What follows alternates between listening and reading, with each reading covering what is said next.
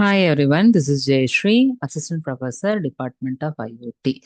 So in this video, we are going to discuss about X.509 digital certificate.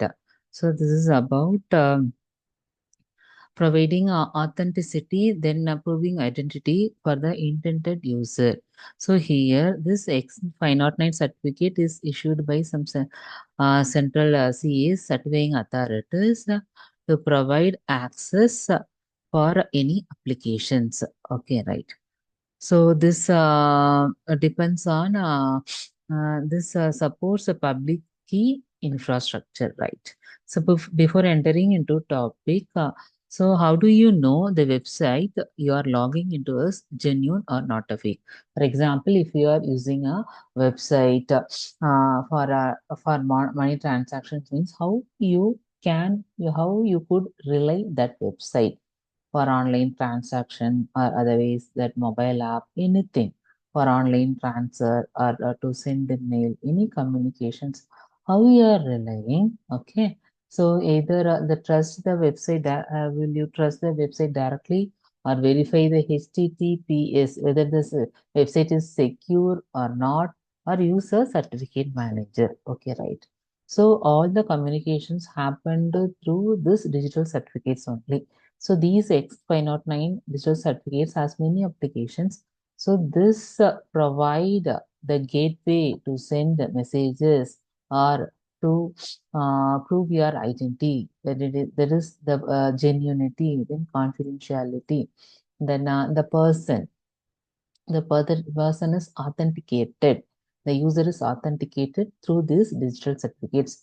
We discuss upon the format of that X509 certificates. What are the components of X509 certificates, applications, and characteristics of X509 certificates in this video, right?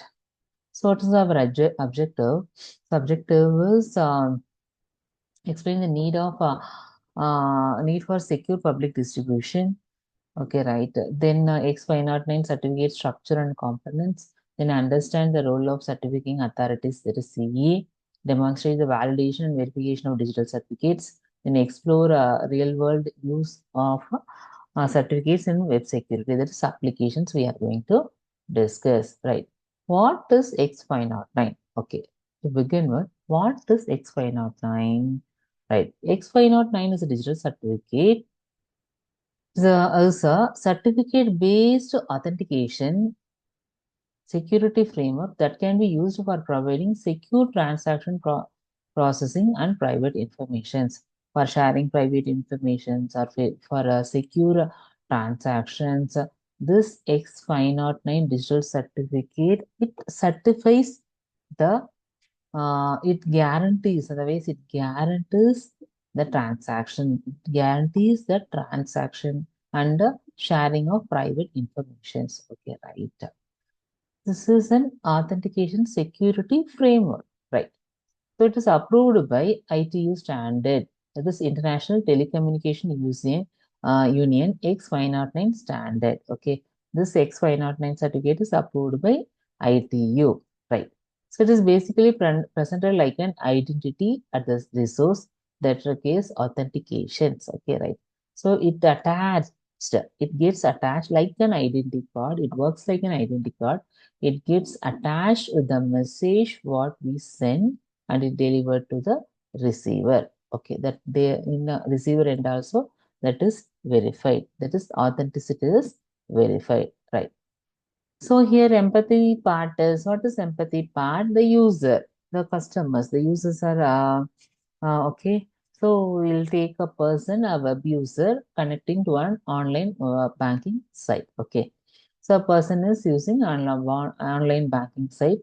What are the pain points? What are their issues? Their challenges are fear of fake websites. Okay. So there is a possibility of phishing attack, the uncertainty about the authenticity of a public key, the need for trust in digital communications. Okay, if it is trustworthy only, we'll use it.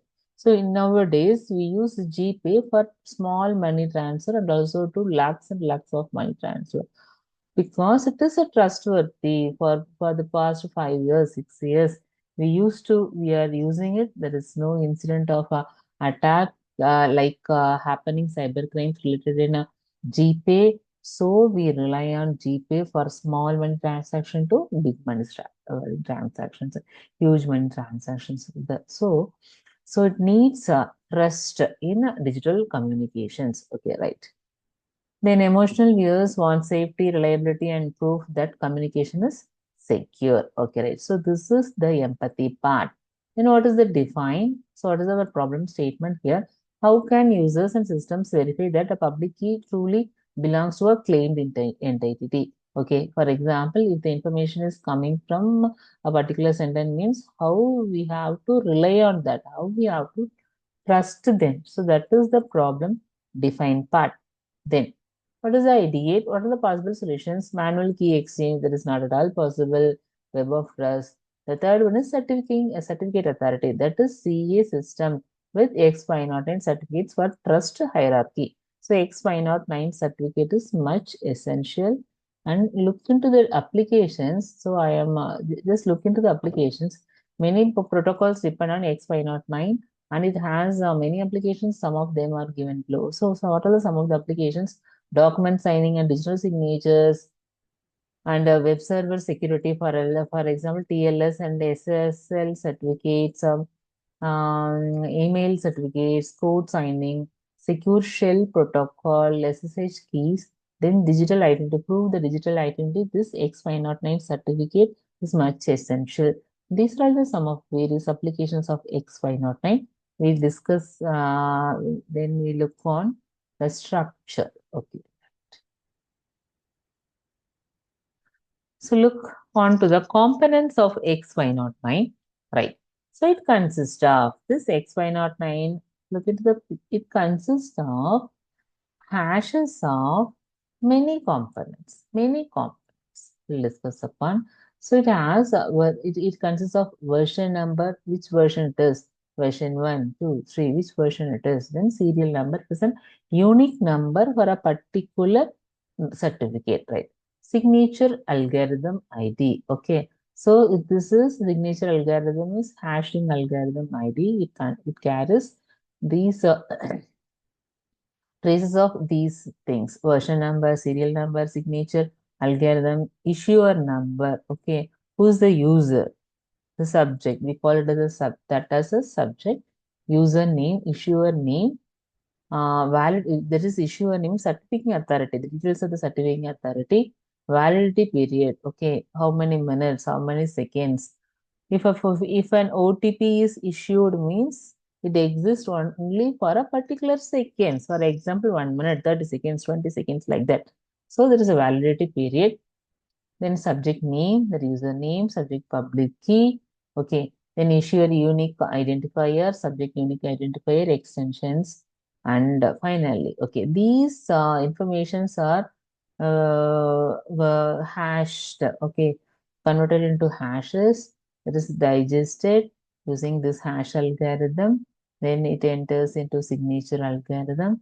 This here in signature algorithm, CAs are issuing a private key, then signed digest. Okay, again it gets to a hash and the value comes to signature. Okay, it comes as a signature. It carries hash algorithm ID, cipher ID, and various parameters which we have discussed already. Right. So this X509 certificate is attached with the message and delivers to the receiver. In the receiver side also, this has to be proved.